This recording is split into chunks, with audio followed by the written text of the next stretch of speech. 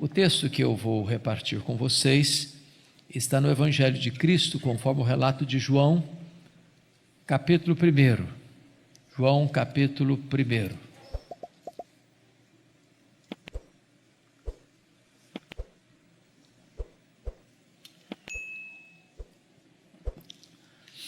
Versos de 1 a 14. Antes da leitura do texto, permita-me algumas considerações.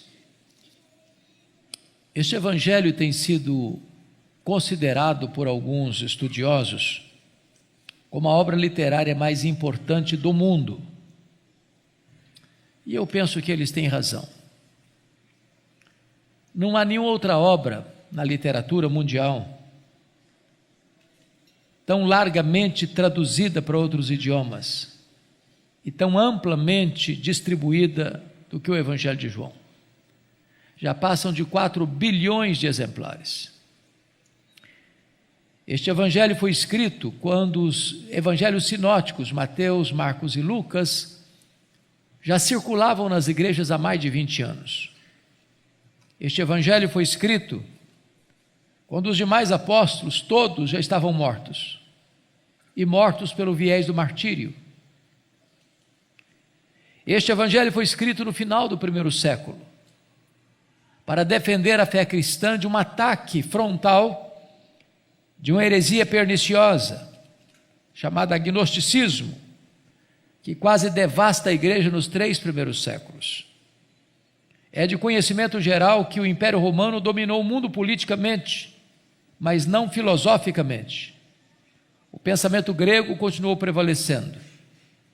E um dos pilares do pensamento grego era o dualismo, ou seja, os gregos acreditavam que a matéria que você olha, que você pega, que você tange, era essencialmente má.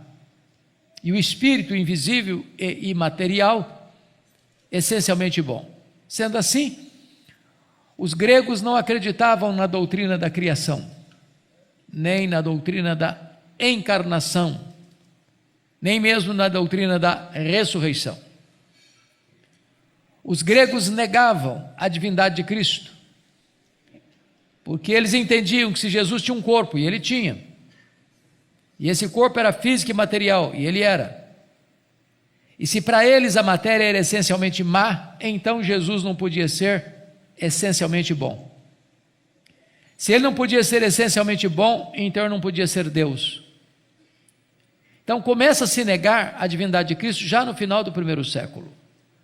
A igreja ficou envolta na doutrina da cristologia nos 5 primeiros séculos do cristianismo. E João escreve, portanto, este evangelho para defender uma tese. Qual tese? Jesus Cristo é verdadeiramente Deus, sem deixar de ser verdadeiramente homem. Ele não deixou de ser Deus ao encarnar-se e não deixou de ser homem ao retornar para o céu como Deus. Portanto, aqui na introdução deste evangelho, João vai como que abrir as cortinas da eternidade, vai acender as luzes no palco da história e vai revelar-nos o nosso glorioso Redentor. E João o faz assim. No princípio era o Verbo, e o Verbo estava com Deus, e o Verbo era Deus. Ele estava no princípio com Deus. Todas as coisas foram feitas por intermédio dele, e sem ele nada do que foi feito se fez. A vida estava nele, e a vida era a luz dos homens. A luz resplandece nas trevas, e as trevas não prevaleceram contra ela. Houve um homem enviado por Deus, cujo nome era João. Este veio como testemunha para testificar a respeito da luz, a fim de todos irem a crer por intermédio dele.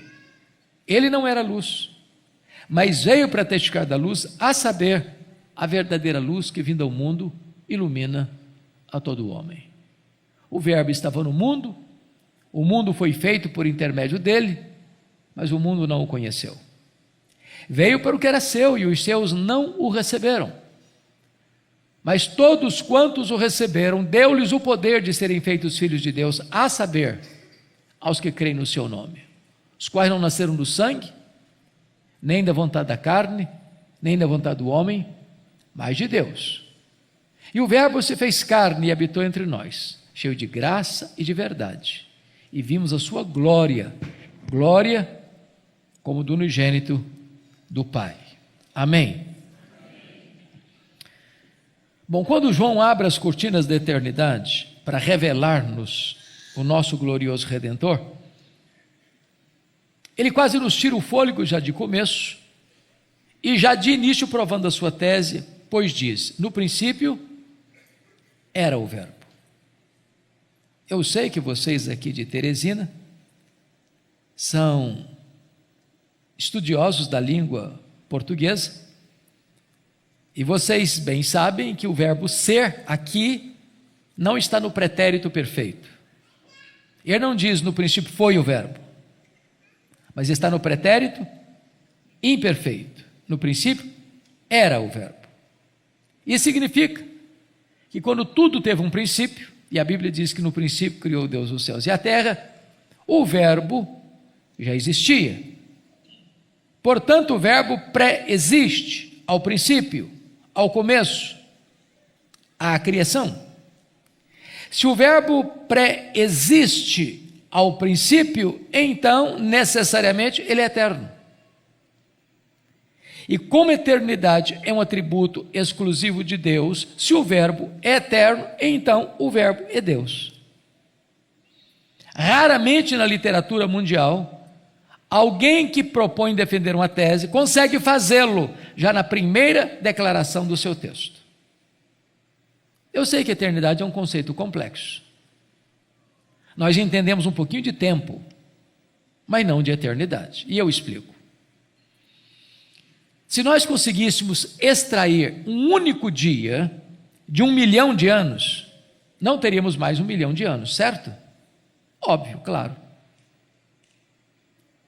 Mas e se você subtrair 1 milhão de anos da eternidade, quanto lhe resta? A eternidade. E se você tirar 1 bilhão de anos da eternidade, quanto sobra? A eternidade. Logo, a eternidade não é tempo. Logo, você e eu não sabemos tão bem o que é eternidade. Sabe por quê? Porque a eternidade é um atributo exclusivo de Deus. E se o verbo é eterno, então o verbo é Deus. O texto diz que ele estava no princípio com Deus. E esse aspecto, ele estava com Deus, a ideia aqui é que ele estava face a face com Deus.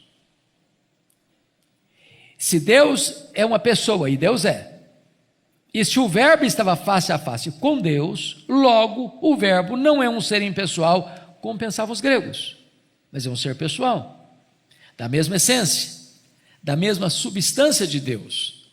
Nas palavras do credo niceno, Deus de Deus, luz de luz, coigual, coeterno e consubstancial com o Pai. E João prossegue e diz: e o verbo era Deus. Não apenas um ser inferior a Deus, como pensara Ário de Alexandria, não apenas um ser superior aos anjos, mas um ser da mesma natureza, da mesma essência, tendo os mesmos atributos de Deus e realizando as mesmas obras de Deus. Então, precisamos concordar com o pensador cristão C.S. Lewis quando disse o seguinte: com respeito a Jesus, nós só temos 3 opções. Ou ele é um mentiroso, ou ele é um lunático, louco, ou ele é Deus. Se ele não é quem ele disse ser, seria um mentiroso. Se ele não é quem ele pensou ser, bom, então seria um lunático. Mas se ele é quem ele disse ser, bom, então ele é Deus. Pois só ele pode afirmar: quem me vê a mim, vê o Pai, porque eu e o Pai somos um. Só nos resta, portanto, fazer o que Tomé fez: curvarmos-nos aos seus pés e dizer: Senhor meu e Deus meu. À luz do verso, primeiro, somos informados que o verbo é eterno, que o verbo é pessoal, que o verbo é divino. Mas o verso 2 diz que ele estava no princípio com Deus. E a pergunta é: que princípio? E a resposta é: no princípio criou Deus os céus e a terra. Quando os céus e a terra foram criados, o verbo estava lá. Mas não estava lá passivamente. Ele estava lá ativamente. Porque o verso 3 nos informa que todas as coisas foram feitas por intermédio dele, e sem ele, nada do que foi feito se fez. Chama a atenção de vocês para esse ponto.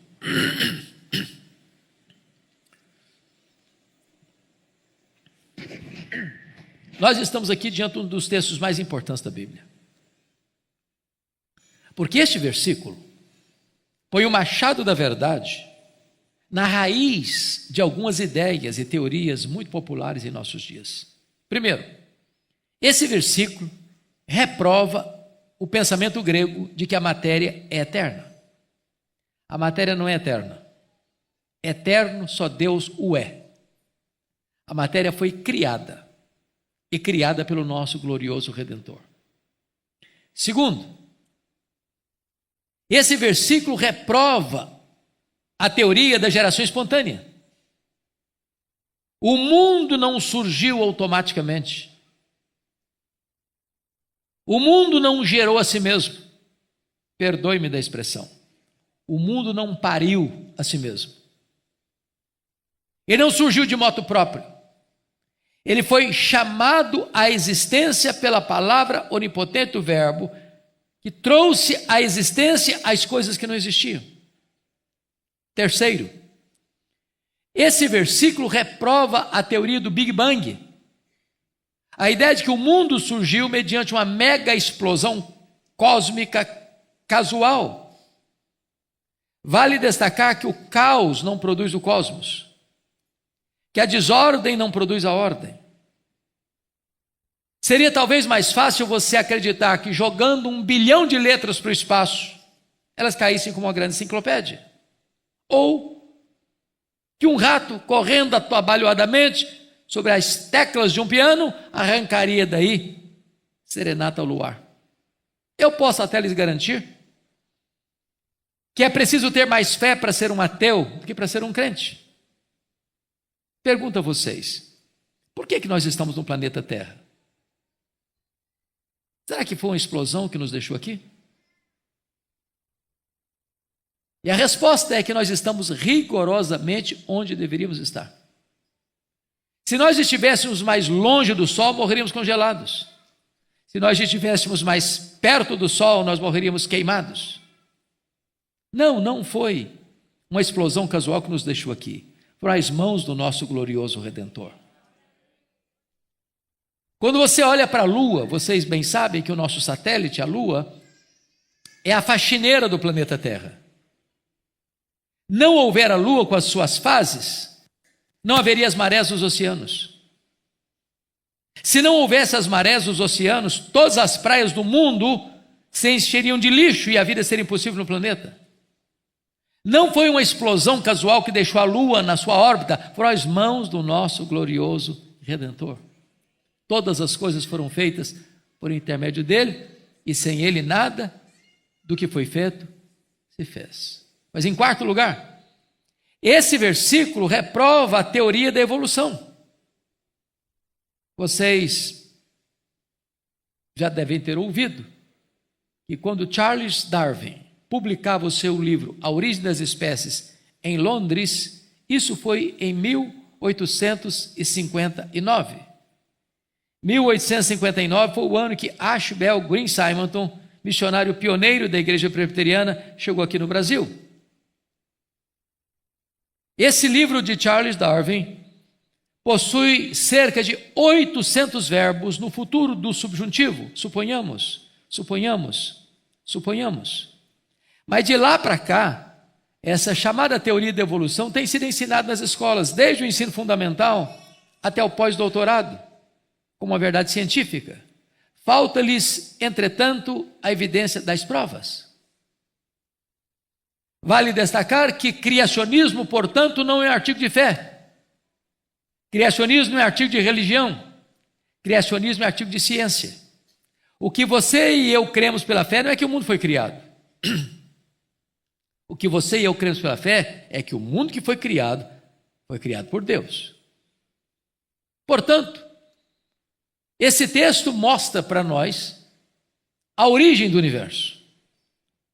Todas as coisas foram feitas por intermédio dele, sem ele nada do que foi feito se fez. Isso nos leva a refletir sobre quão grande é o nosso glorioso Redentor. Quão grande é o nosso Deus. E quando o profeta Isaías estava escrevendo sobre a grandeza do nosso glorioso Redentor, porque é um texto messiânico, lá no capítulo 40 da sua obra, ele diz que este é aquele que mede as águas na concha da sua mão. É aquele que pesa o pó das montanhas em balança de precisão. É aquele que mede os céus a palmos. É aquele que espalha as estrelas no firmamento e por ser forte em força e grande em poder, quando as chama pelo nome, nenhuma só delas vem a faltar. É aquele que olha para as nações da terra, as grandes potências econômicas e militares, e considera todas elas como um pingo que cai num balde, como um pó numa balança de precisão, como um vácuo, como nada, como menos do que nada. Este é o nosso glorioso Redentor. Agora pergunte para um astrônomo, por mais robusto que seja o seu conhecimento, qual é o tamanho desse universo que ele mediu a palmos? Pergunte. Se ele for honesto, ele vai responder assim: eu não sei. E quando ele responder eu não sei, ele não está confessando uma ignorância absoluta. Na verdade, nenhum homem sabe exatamente qual é o tamanho do universo. Isso é uma matéria em aberto. Mas nós sabemos que o universo não é infinito, porque infinitude é um atributo exclusivo de Deus. O que os cientistas já sabem e afirmam é que o nosso universo tem mais de 93 bilhões de anos-luz de diâmetro. E o que significa isso? Significa que se você voar à velocidade da luz, 300 mil quilômetros por segundo, nessa velocidade, você demoraria mais de 93 bilhões de anos para ir de uma extremidade à outra do universo. E temos que concordar com o primeiro-ministro da Holanda, Abraham Kuyper, quando disse: não há 1 centímetro desse universo onde o nosso glorioso Redentor não possa ser, eu criei isso aqui, eu estou aqui, eu sou dono disso aqui. Esse é o nosso glorioso Redentor. Pergunte a um astrônomo quantas estrelas existem. Sabe qual é a resposta dele? Eu não sei. Mas eles sabem e afirmam isso. Isso é o que conhecem até hoje. Há mais estrelas no firmamento do que todos os grãos de areia de todas as praias e desertos do nosso planeta. Vá um dia à praia, que a areia é mais fininha. Encha a concha da sua mão de areia, leve para uma tábua de vidro e tente contar. Eu fiz isso nas férias agora em Guarapari. Enchi a mão de areia, comecei a contar. 1, 10, 50, 100, 150, 200, 300, eu parei. Nem tinha começado a contar. Pois há mais estrelas do que todos os grãos de areia, de todas as praias e de todos os desertos do planeta. Mas o seu glorioso Redentor não apenas conhece todas elas, ele não apenas criou todas elas, ele batizou cada uma delas pelo nome. E por ser forte em força e grande em poder, quando as chama pelo nome, nenhuma só delas vem a faltar. Este é o nosso glorioso Redentor. Até o século passado, nós estávamos pasmos com a grandeza do macro-universo. Hoje nós estamos boquiabertos com a grandeza do micro-universo. Hoje nós estamos impressionados com a nanotecnologia. É com o fato de você poder empacotar na cabeça de um alfinete todos os dados genéticos dos mais de 8 bilhões de habitantes do planeta. Por exemplo, se você chegar em casa hoje e for lá no seu quintal, ou lá na varanda do seu apartamento, e pegar uma folha por mais tenra que ela seja, aquela folha é muito mais complexa do que a cidade de Teresina. Se você for na sua geladeira e pegar um ovo, a gema desse ovo é mais complexa do que qualquer máquina que o homem jamais inventou. Dr. John Wilson, catedrático de Harvard, uma das maiores autoridades em oftalmologia no mundo, diz que você e eu temos em torno de 10 milhões de fios duplos encapados em cada um dos nossos olhos, e se não for assim, haveria um curto-circuito e ficaríamos cegos. Dr. Marshall Nirenberg, Prêmio Nobel de Biologia, fez uma das mais fantásticas descobertas do século passado. Descobriu que você e eu somos um ser programado geneticamente, computadorizadamente programados. Descobriu que você e eu temos em torno de 60 trilhões de células vivas em nosso corpo. E descobriu que em cada uma dessas células você tem 1,70 m de fita DNA, onde estão gravados e computadorizados todos os seus dados genéticos, a cor dos seus olhos, a cor da sua pele, seu temperamento. Se você espichar a fita DNA do seu corpo, você terá 102 trilhões de metros de fita DNA. Você terá 102 bilhões de quilômetros de fita DNA no seu corpo. Dá para dar diversas voltas no sistema planetário. Mais tarde, o Dr. Loy vai afirmar que códigos de vida não se originam espontaneamente, nem de uma explosão cósmica, nem de uma evolução de milhões e milhões de anos. Códigos de vida foram plantados em você pelo Deus Todo-Poderoso, Criador dos céus e da terra, e este é o nosso glorioso Redentor. Todas as coisas foram feitas por intermédio dele, e sem ele, nada do que foi feito se fez. Quando chegamos ao verso 4, ficamos boquiabertos de novo, porque está escrito: a vida estava nele, e a vida era a luz dos homens. Sabe o que significa isso? Tudo que existe tem vida: anjos, homens, animais, voláteis, terrestres e aquáticos. Só tem vida porque recebeu vida dele. O simples fato de você e eu estarmos aqui nesta noite é uma prova inequívoca de que ele existe, porque nele vivemos, nos movemos e existimos. Ele quem nos dá a vida, a respiração e tudo mais. Se ele fechar a torneira do oxigênio, você e eu caímos e viramos pó. Mas alguém pergunta: bom, mas então, quem criou Deus? Resposta: ninguém. Ele não foi criado, ele é o Criador. Então alguém pergunta: mas então quando ele passou a existir? Resposta: ele não passou a existir. Ele é o Pai da eternidade. Ele é eterno. E João vai nos afirmar que ele é luz, e que a luz resplandece nas trevas, e as trevas não prevaleceram contra ela. Isso é glorioso, porque nem você nem eu jamais vimos e jamais veremos, em qualquer tempo, em qualquer lugar, a luz ter medo das trevas. Por mais trevosa que seja a treva, quando a luz chega, a treva tem que ir embora. Sabe o que significa isso? Não tem páreo para Jesus. Ninguém intimida Jesus. Ninguém assusta Jesus. Ninguém derrota Jesus. Ele é a luz. Eu não sei se vocês têm percebido, nos últimos anos, sobretudo no carnaval brasileiro, muitas escolas de samba fizeram apologia ao diabo e cenas esdrúxulas. O diabo pegando Jesus pelos cabelos e arrastando Jesus rua fora. Sabe qual é o sentimento que eu vejo? É o Salmo 2. Sabe o que está escrito no Salmo 2? quando ele olha lá de cima e vê essas loucuras, ele ri da tolice humana. Ri da loucura humana.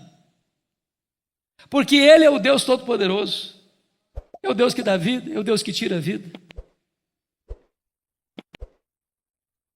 É o Deus para quem não tem causa impossível, não tem inimigo tão poderoso para ameaçá-lo. Ele é o vencedor invicto em todas as batalhas. Ele é Deus, vitorioso.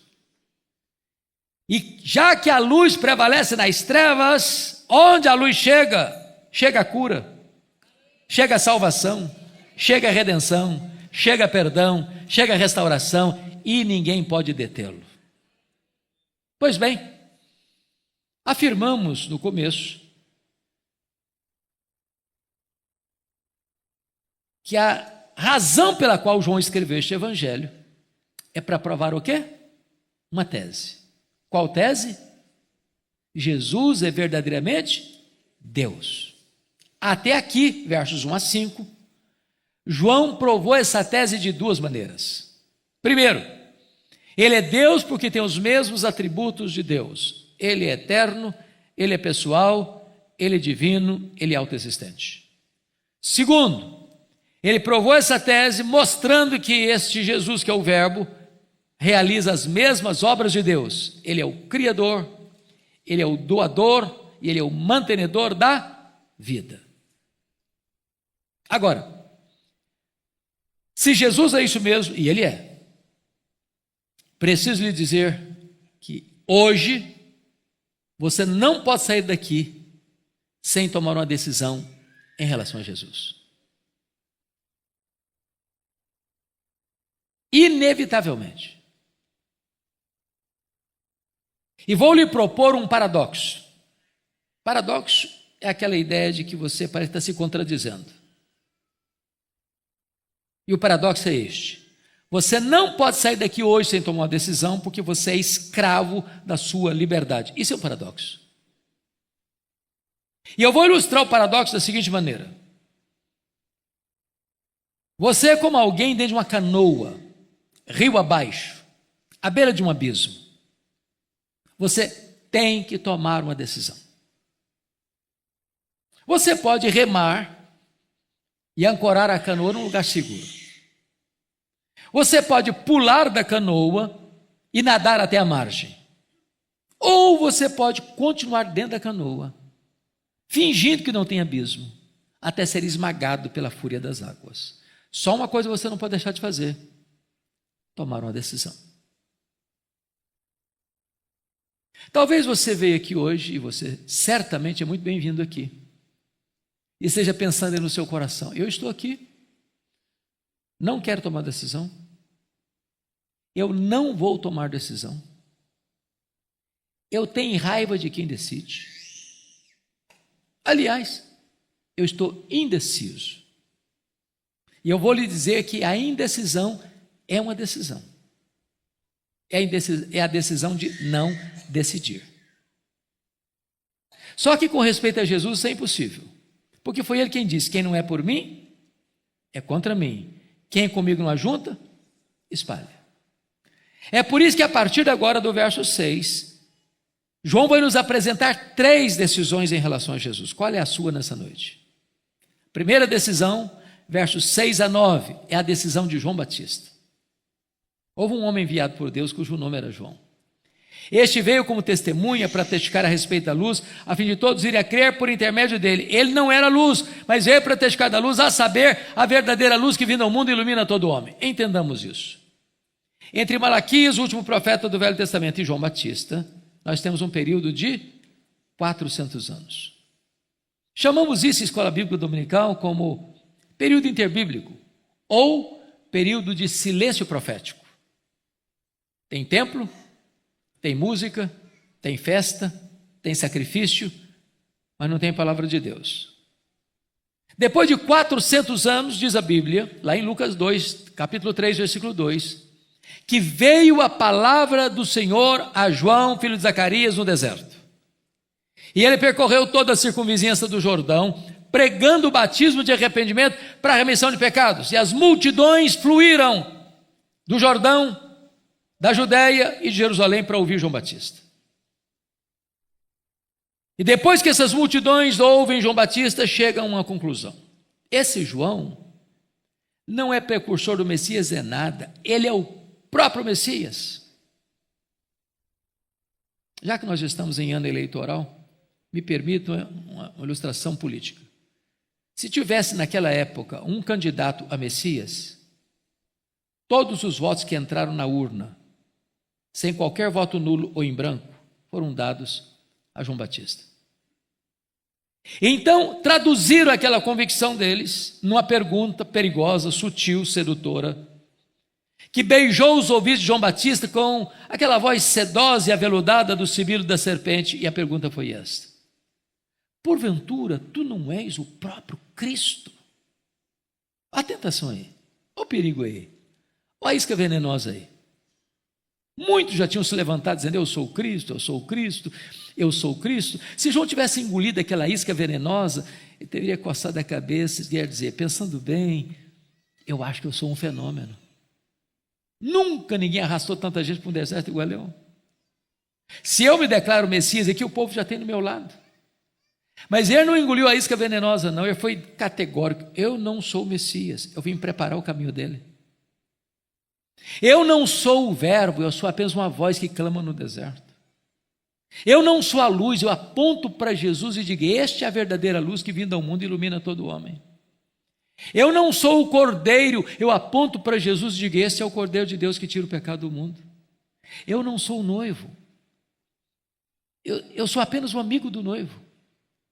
Eu batizo com água, mas aquele que vem depois de mim é mais poderoso que eu, e ele vos batizará com o Espírito Santo e com fogo. Na verdade, eu nem sou digno de me curvar, desatar as correias das suas sandálias. Eu tenho um lema de vida: convém que ele cresça e que eu diminua. A primeira decisão é de dar toda a honra e glória ao Senhor Jesus. Entendamos isso, irmãos. Toda a glória dada ao homem é glória vazia, é vanglória, é idolatria, é abominação, porque Deus não divide a sua glória com ninguém. A segunda decisão está aí nos versos 10 e 11. O verbo estava no mundo, o mundo foi feito por intermédio dele, mas o mundo não o conheceu. Veio para o que era seu e os seus não receberam. A segunda decisão é a rejeição de Jesus. Quem são os seus que não o receberam? O seu povo, o povo de Israel. E por que não o receberam? Por falta de luz? Não, por falta de olhos. Por falta de evidências? Não, por falta de fé. Porque toda a história do Antigo Testamento aponta para Jesus. Jesus é a semente da mulher. Jesus é o descendente de Abraão. Jesus é o cordeiro da Páscoa. Jesus é a coluna de fogo. Jesus é a coluna de nuvem. Jesus é o maná que caiu do céu. Jesus é a água que brotou da rocha. Jesus é representado pelo tabernáculo, Jesus é representado pela Arca da Aliança, Jesus é representado pelo templo, Jesus é representado pelas festas, Jesus é representado pelos sacrifícios. Tudo era sombra dele, ele é a realidade. Na plenitude dos tempos ele veio nascido de mulher, nascido sob a lei. Ele andou por toda parte fazendo bem, libertando os oprimidos do diabo. Os cegos viram, os surdos ouviram, os mudos falaram, os coxos andaram, os mortos ressuscitaram, mas os seus não o receberam. Deus tem me dado a bênção de levar caravanas a Israel praticamente todos os anos. E o lugar mais sagrado para os judeus, ainda hoje, é o Muro das Lamentações, porque é o único que restou da destruição de Jerusalém do ano 70, parte do muro. E lá de dia, de tarde, de noite, tem crianças, adolescentes, jovens, adultos e idosos, orando fervorosamente, aguardando ainda o Messias, que já veio. há 2000 anos, na pessoa de Jesus de Nazaré. Ainda o véu está posto. Agora preste atenção nisso, cuidado, para que você, diante de tanto conhecimento, ainda rejeite a graça de Deus. Porque a Bíblia diz: como escaparemos nós se negligenciarmos tão grande salvação? Então, vem a terceira decisão, versículos 12 e 13. Mas todos quantos o receberam, deu-lhes o poder de serem feitos filhos de Deus, a saber, os que creram no seu nome, os quais não nasceram do sangue, nem da vontade da carne, nem da vontade do homem, mas de Deus. Então entendamos aqui que é a aceitação de Jesus.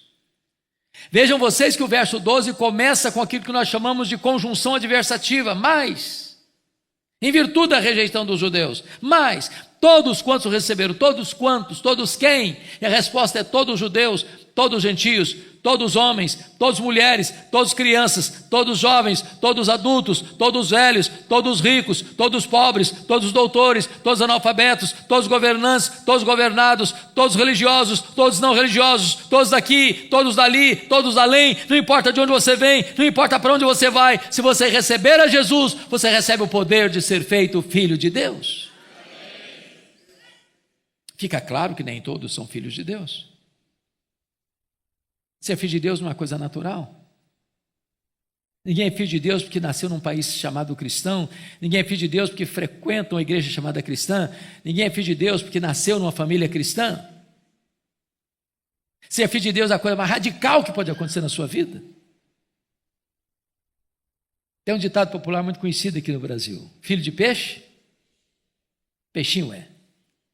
Mas não é verdade que filho de crente, crentinho é. Para ser filho de Deus tem que nascer de cima, tem que nascer do alto, tem que nascer do Espírito, tem que nascer da água e do Espírito, tem que ser nova criatura, tem que ter um novo coração, uma nova mente, uma nova vida, uma nova família, uma nova pátria, uma nova herança, tem que ser nova criatura.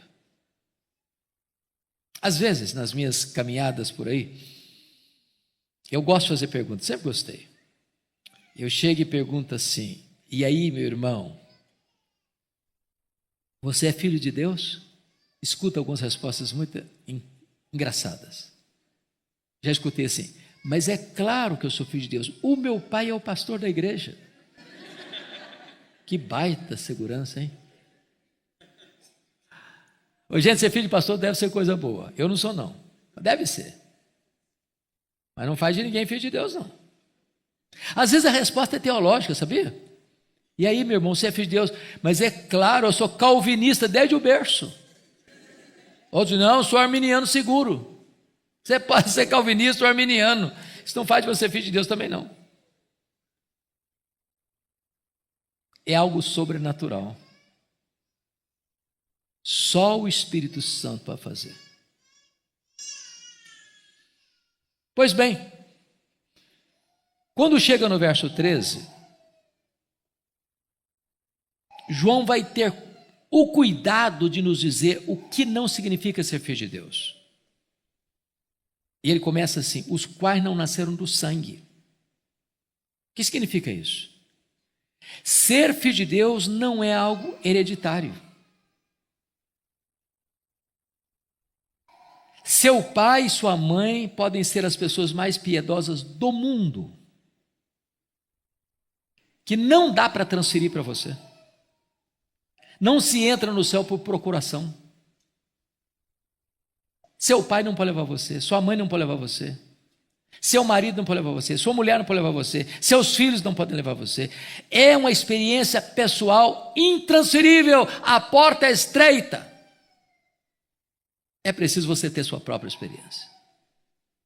Segundo, os quais não nasceram do sangue, nem da vontade da carne. O que significa isso? Nem da vontade da carne. Significa que você e eu não podemos nos autoproclamarmos filhos de Deus. Não temos essa competência, não temos esse poder. Salvação não está na sua mão, salvação não está na minha mão, salvação não está na mão da igreja. A salvação pertence ao Senhor. Só o próprio Deus pode fazer de você seu filho. Pense comigo na seguinte cena. Chega um feriado longo, e você vai sair com a sua família para um lugar muito bonito.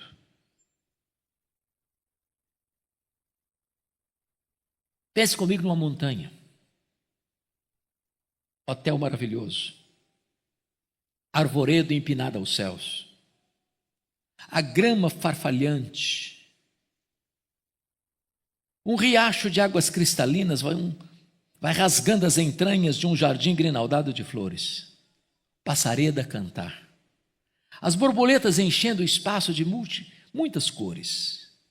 As flores mimosas, com suas pétalas aveludadas, exalando um inebriante perfume. Aquela brisa gostosa e suave, tocando o seu rosto, e você tomado de tanta beleza, de tantos perfumes, de uma exuberante natureza, e você olha e diz: você quer saber de uma coisa? A partir de hoje, eu me faço filho de Deus. Bonito, não? Mas impossível. A salvação não está na nossa mão. Só o próprio Deus pode fazer de você seu filho. E ele conclui assim: os quais nasceram do sangue, nem da vontade da carne, nem da vontade do homem. O que significa nem da vontade do homem? Significa que nenhum ser humano, por mais ilustre, tem competência para dizer: seja filho de Deus. Nem os patriarcas, nem os profetas, nem os apóstolos, nem os pais da igreja, nem os reformadores, nem os avivalistas, nem o Papa, nem Maria, nem Paulo, nem Pedro, nem o bispo, nem o pastor, nem o missionário, nem a igreja, nem qualquer concílio eclesiástico tem esse poder. Só o próprio Deus pode fazer esse milagre na sua vida. Qual é a exigência dele? É única: todos quantos receberam a Jesus, deu-lhes o poder de serem feitos filhos de Deus. Dito isto, João nos leva ao encerramento no verso 14. E aqui está, irmãos, segundo Atanásio, o grande campeão da ortodoxia, lá no Concílio de Nicéia, em 325, o grande e maior mistério do cristianismo. O que está escrito aí? E o verbo se fez carne. Atanásio escreveu um livro sobre esse versículo, no século IV, e está disponível em língua portuguesa para nós hoje. E ele diz que a encarnação é o maior mistério do cristianismo. E é mesmo, se não vejamos. E o verbo? Que verbo? Que verbo? O verbo eterno, o verbo pessoal, o verbo divino, que é autoexistente, que é imenso, que é infinito, que é eterno, que é onipotente, que é onipresente, que é onisciente, que é transcendente. E o que significa transcendente? Significa que ele é maior do que tudo quanto foi criado. Se o que foi criado e se conhece até hoje passam de 93 bilhões de anos-luz de diâmetro, o verbo é maior que isso. Não há um centímetro do universo onde o verbo não esteja. E agora Paulo diz que esse verbo a si mesmo se esvaziou. Ele não foi esvaziado, a si mesmo se esvaziou. Ele foi se esvaziando, esvaziando, a ponto de transformar-se num zigoto, num embrião, num feto, num bebê, que nasceu de uma virgem, foi enfaixado em panos, e colocado num coxo de animal comer, manjedoura, mangiare. Aquele bebê era o próprio Criador do universo. Não veio para ficar longe de nós, ele veio para ficar entre nós. Ele vestiu pele humana, ele calçou as sandálias da humildade, ele pisou o nosso chão, ele comeu o nosso pão, ele bebeu a nossa água, ele sentiu a nossa dor, ele chorou a nossa lágrima, ele carregou sobre o seu corpo no madeiro os nossos pecados, ele morreu pelos nossos pecados, ele ressuscitou para a nossa justificação, ele voltou para o céu, ele está sentado à destra da majestade, ele derramou o Espírito Santo sobre a igreja e ele vai voltar para buscar a sua noiva. Mas ele não veio cheio de justiça e juízo. Ele nos fulminaria. Por isso veio cheio de graça e de verdade. Nos apanhou sujos, contaminados, depravados, condenados, mortos nos nossos delitos e pecados, e Ele nos deu vida, e Ele nos limpou, e Ele nos lavou, e Ele nos fez assentar com Ele nas regiões celestes, acima de todo principado e potestade, e Ele nos fez membros da família de Deus. E a Bíblia diz: e vimos a sua glória. Glória como do unigênito do Pai. Ele é o resplendor da glória. Ele é a exata expressão do ser de Deus. Nele habitou corporalmente toda a plenitude da divindade. Por isso ele pôde dizer: quem me vê a mim, vê o Pai, porque eu e o Pai somos um. Então, está provada a tese de João: Jesus, o Verbo, é Deus. Mas eu quero encerrar fazendo duas aplicações.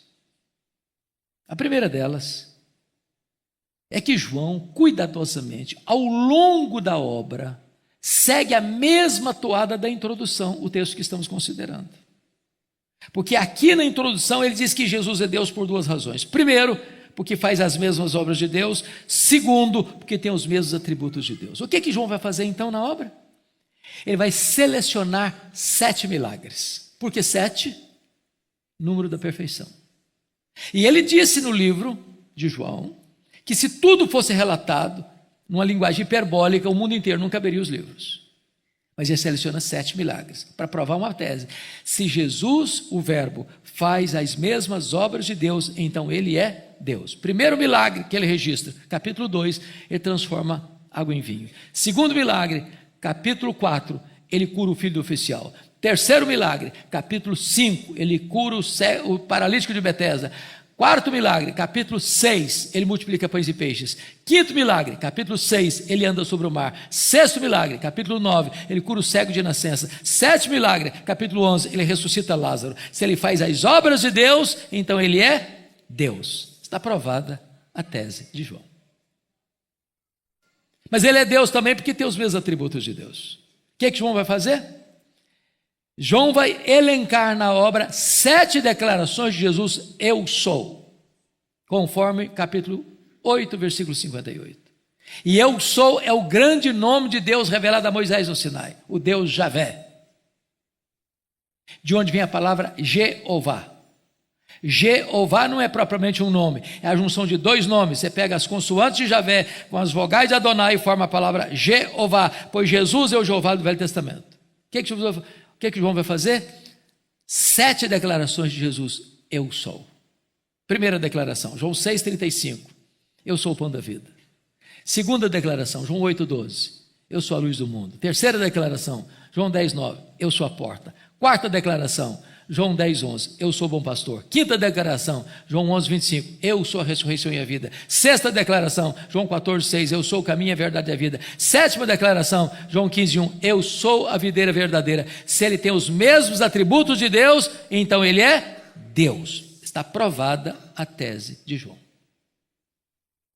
Mas a segunda aplicação, para terminar, para mim é um grande mistério. Por quê? Porque dessas 7 declarações, eu sou, uma ele compartilha com a igreja. Por exemplo, João 8,12 ele diz: eu sou a luz do mundo. Mas em Mateus 5,14 ele disse: vós sois a luz do mundo. Agora observe, Jesus nunca disse para a igreja assim: vós sois o pão da vida.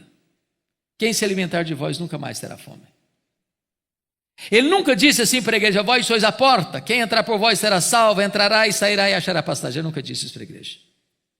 Também nunca disse assim para a igreja: vós sois o bom pastor que deu a vida pelas ovelhas. Ele nunca disse isso para a igreja. Como nunca disse para a igreja: vós sois a ressurreição e a vida, e quem crer em vós não morrerá eternamente. Ele nunca disse isso para a igreja.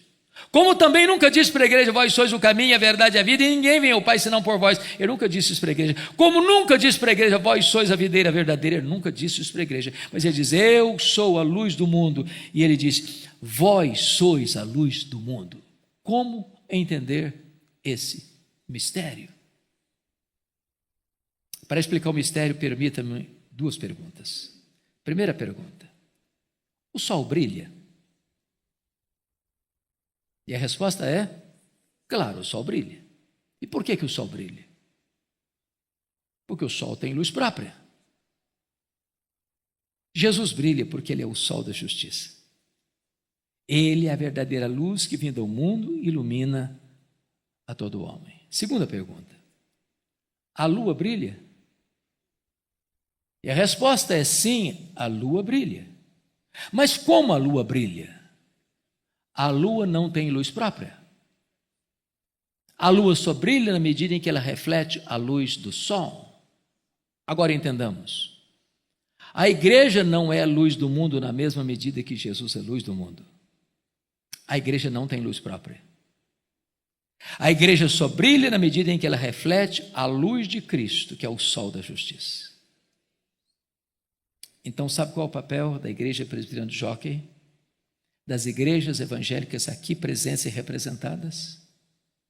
É sair pelas ruas de Teresina, pelas praças, pelas avenidas, pelas escolas, pelas universidades, pelos hospitais, pelas clínicas, pelo comércio, pela indústria, pelos campos, levando essa luz e deixando essa luz brilhar. Porque este que é Deus é aquele que não julgou como usurpação o ser igual a Deus. Antes a si mesmo se esvaziou, assumindo a forma de servo, humilhando-se até a morte e morte de cruz. Pelo que o Pai o exaltou sobremaneira, Ele deu o nome que está acima de todo nome, para que ao nome de Jesus se dobre todo o joelho, nos céus, na terra e debaixo da terra, e toda língua confesse que Jesus Cristo é o Senhor, para a glória de Deus Pai. Deus abençoe. Vamos ficar em pé e vamos orar.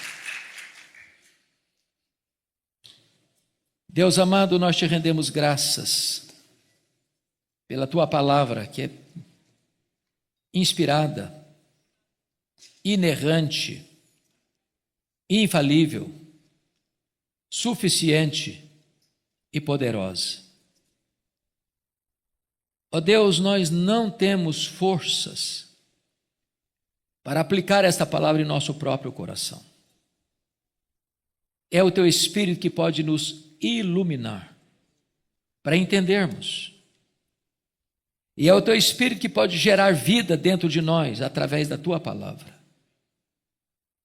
Então, Deus, se há neste auditório alguém que entrou aqui e que ainda não tinha feito uma decisão por Jesus, de receber a Jesus, que essa seja uma noite de salvação.